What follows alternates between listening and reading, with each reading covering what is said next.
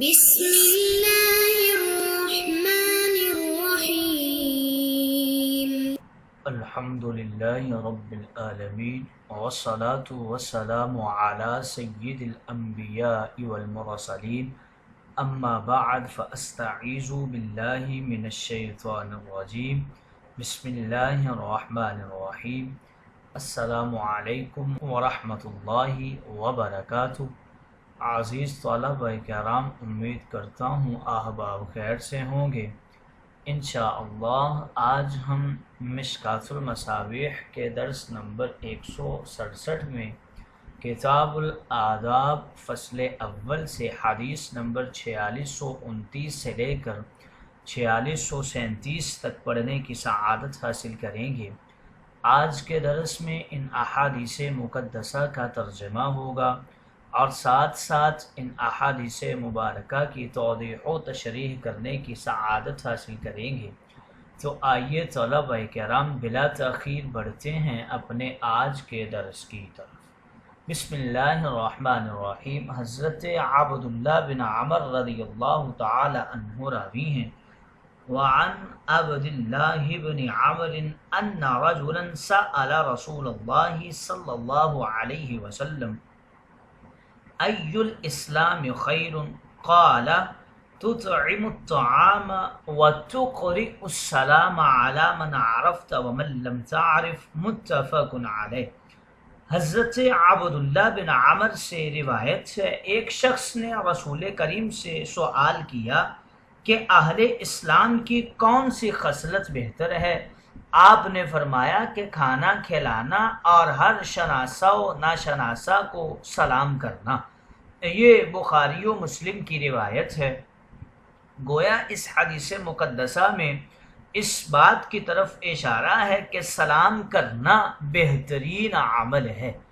اگلی حدیث مقدسہ حضرت ابو ہریرہ رضی اللہ تعالی عنہ راوی ہیں، وعن ابی ہریرہ قال قال رسول اللہ صلی اللہ علیہ وسلم للمؤمن علی المؤمن 6 خصال يعوده اذا مرض ويشهده اذا مات ويجيبه اذا دعاه ويسلم عليه اذا لقيه ويشمته اذا عطس وينصح له اذا غاب او شهد، لم اجد في الصحيحين ولا في كتاب الحمادي ولكن ذكره صاحب الجامع برواية النساء۔ حضرت ابو ہریرہ رضی اللہ تعالی عنہ راوی ہیں، کہتے ہیں کہ رسول کریم نے ارشاد فرمایا، مسلمان کے مسلمان پر 6 حق ہیں۔ پہلا ان میں سے یہ ہے کہ جب کوئی مسلمان بیمار ہو تو دوسرا مسلمان اس کی اعادت کرے، اور دوسرا حق یہ ہے کہ جب کوئی مسلمان مر جائے تو اس کی نماز جنازہ میں شریک ہوں۔ تیسرا حق یہ ہے کہ جب کوئی کھانے پر بلائے تو اس کی دعوت کو قبول کیا جائے۔ چوتھا حق یہ ہے کہ جب ملے تو اس کو سلام کرے۔ پانچواں حق یہ ہے کہ جب چھینکے تو اس کا جواب دے، اور چھٹا حق یہ ہے کہ ایک مسلمان دوسرے مسلمان کی ہر حالت میں خیر خواہی کرے، خواہ وہ حاضر ہو یا غائب ہو۔ اور مشکوٰۃ کے مؤلف کہتے ہیں کہ میں نے اس حدیث کو نہ تو صحیحین میں پایا ہے اور نہ حمیدی کی کتاب میں، البتہ اس حدیث مقدسہ کو صاحب جامع الاصول نے نقل کیا ہے۔ خلاصہ حدیث یہ ہے کہ بیماری کی پرسی کرنا یعنی عیادت کرنا، جنازہ پڑھنا، دعوت قبول کرنا، بوقت ملاقات سلام کرنا، چھینک مارنے پر جواب دینا، ہر حال میں مسلمان کی خیر خواہی چاہنا، یہ ایک مسلمان کے دوسرے مسلمان پر 6 حق ہیں جو تاجدار انبیاء نے ارشاد فرمائے ہیں۔ اگلی حدیث مقدسہ کی طرف بڑھتے ہیں۔ حضرت ابو ہریرہ رضی اللہ تعالی عنہ ہی راوی ہیں، وعنہ قال قال رسول اللہ صلی اللہ علیہ وسلم لا تدخلون الجنة حتى تؤمنوا ولا تؤمنوا حتى تحابوا أولادكم على شيء اذا فعلتموه تحاببتم افشوا السلام بینکم، رواہ الترمذی۔ حضرت ابو ہریرہ رضی اللہ تعالی عنہ راوی ہیں، کہتے ہیں کہ رسول کریم نے ارشاد فرمایا تم جب تک ایمان نہیں لاؤ گے جنت میں داخل نہیں ہو سکو گے، اور تمہارا ایمان اس وقت تک کامل نہیں ہو سکتا جب تک کہ تم اللہ کی رضا و خوشنودی کے لیے آپس میں دوستی اور تعلق قائم نہ کرو۔ نیز تاجدار انبیاء نے فرمایا اور کیا میں تمہیں ایک ایسا ذریعہ نہ بتا دوں جس کو تم اختیار کرو تو آپس میں دوستی کا تعلق قائم ہو جائے، اور وہ ذریعہ یہ ہے کہ تم آپس میں سلام کا چلن عام کرو، یعنی آشنا اور نا آشنا سب کو سلام کرو۔ یہ مسلم شریف کی روایت ہے۔ آپس میں سلام کرنے سے محبت بڑھتی ہے، یہ نسخہ تاجدار انبیاء نے اس حدیث مبارکہ میں ذکر فرمایا ہے۔ اگلی حدیث مقدسہ بھی حضرت ابو ہریرہ ہی راوی ہیں۔ وعنہ قال قال رسول اللہ صلی اللہ علیہ وسلم یسلم الراکب علی الماشی والماشی علی القاعد والقلیل علی الکثیر، متفق علیہ۔ حضرت ابو ہریرہ راوی ہیں، کہتے ہیں رسول کریم نے ارشاد فرمایا جو شخص سواری پر ہو وہ پیدل چلنے والے کو سلام کرے، پیدل چلنے والا بیٹھے ہوئے کو سلام کرے، اور تھوڑے آدمی زیادہ تعداد والے آدمیوں کو سلام کریں۔ یہ بخاری و مسلم کی روایت ہے۔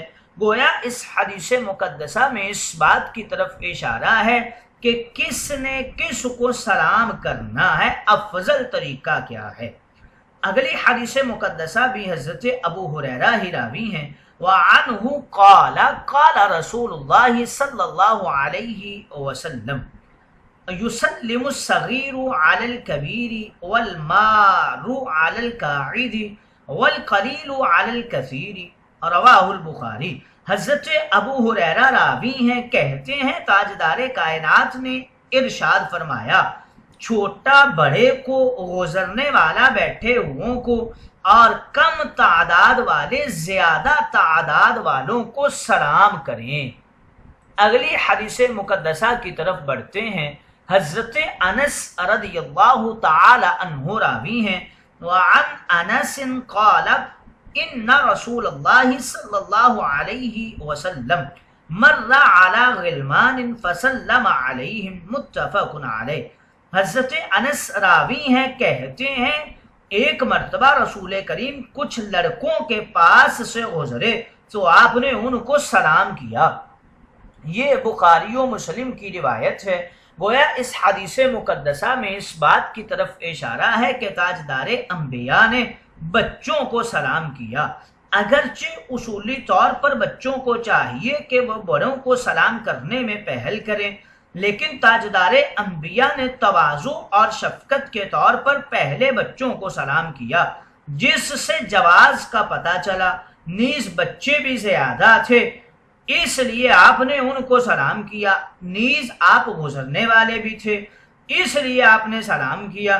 نیز بچوں کو سلام کی تعلیم دینی بھی مقصود تھی، اس لیے آپ نے سلام کرنے میں پہل فرمائی۔ اگلی حدیث مقدسہ کی طرف بڑھتے ہیں۔ حضرت ابو ہریرہ رضی اللہ تعالی عنہ راوی ہیں۔ وعن ابی ہریرہ قال قال رسول اللہ صلی اللہ علیہ وسلم لا تبدأ اليہود ولا النصارى بالسلام وإذا لقيتم أحدهم في الطريق فاضطروه إلى أضيقه۔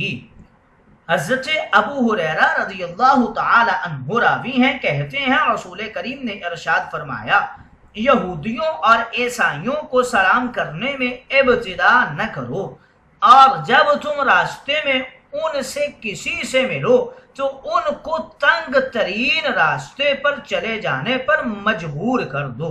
یہ مسلم شریف کی روایت ہے۔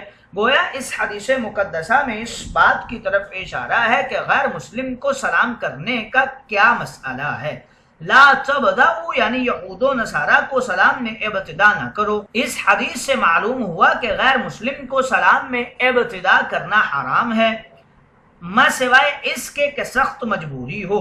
سلام میں ابتدا کرنا پھر جائز ہوگا۔ اگر نہ واقفی میں کافر کو سلام کیا تو اسی طرح واپس کرنا چاہیے۔ استرجعت سلامی، میں اپنا سلام واپس کر رہا ہوں۔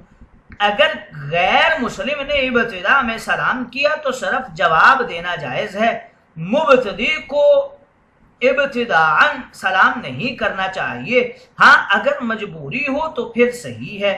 اس حدیث میں ایک حکم یہ بھی بیان کیا گیا ہے کہ اگر کوئی یہودی یا عیسائی راستے میں ملے تو ان پر راستے کو تنگ کر دو۔ اس مسئلہ کی وضاحت کچھ یوں ہے کہ اگر اہل کتاب میں سے کوئی ذمہ ہو تو اس کو کھلے راستے پر جانے کا حق نہیں ہے۔ اسی طرح اگر مسلمان اور اہل کتاب ایک راستہ پر چل رہے ہوں تو راستہ مسلمانوں کے لیے تنگ پڑ رہا ہو، یہود و نصارہ کو کھلے راستے پر چلنے کا حق نہیں ہے، لہٰذا ان کے لیے راستے کو تنگ کر دینے کا حکم ہے۔ اگلی حدیث مقدسہ کی طرف بڑھتے ہیں۔ حضرت ابن عمر رضی اللہ تعالی عنہ راوی ہیں، وعن ابن عمر قال قال رسول اللہ صلی اللہ علیہ وسلم اذا سلم علیکم اليہود فانما یقول احدهم السلام علیک فقل وعلیک، متفق علیہ۔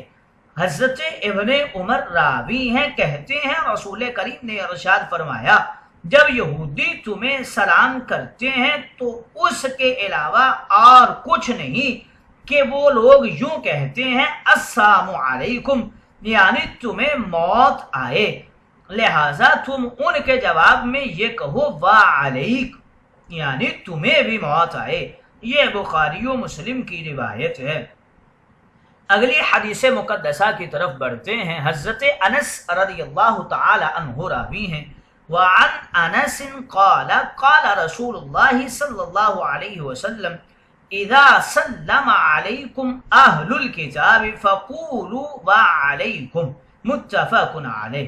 حضرت انس راوی ہیں، کہتے ہیں رسول کریم نے ارشاد فرمایا جب اہل کتاب یعنی یہود و نصارہ تمہیں سلام کریں تو تم ان کے جواب میں کہو وعلیکم۔ یہ بخاری و مسلم کی روایت ہے۔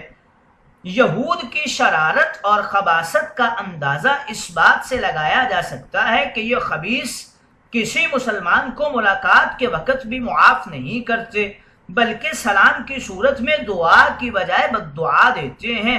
جب صحابہ کو سلام کرتے تو السلام علیکم کی جگہ زبان کو موڑ کر السلام علیکم کہا کرتے تھے، جس کا ترجمہ موت اور ہلاکت ہے۔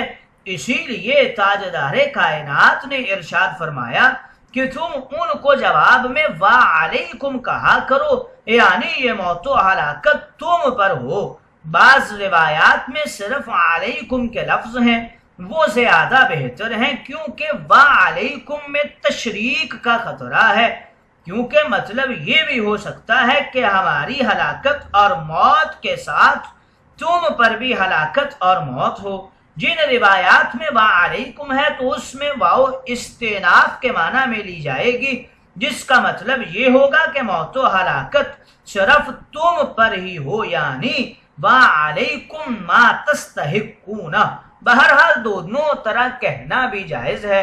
گویا اس حدیث مقدسہ میں تاجدار انبیاء نے مسلمانوں کو یہود کی عداوت و شرارت پر تنبیہ فرمائی ہے۔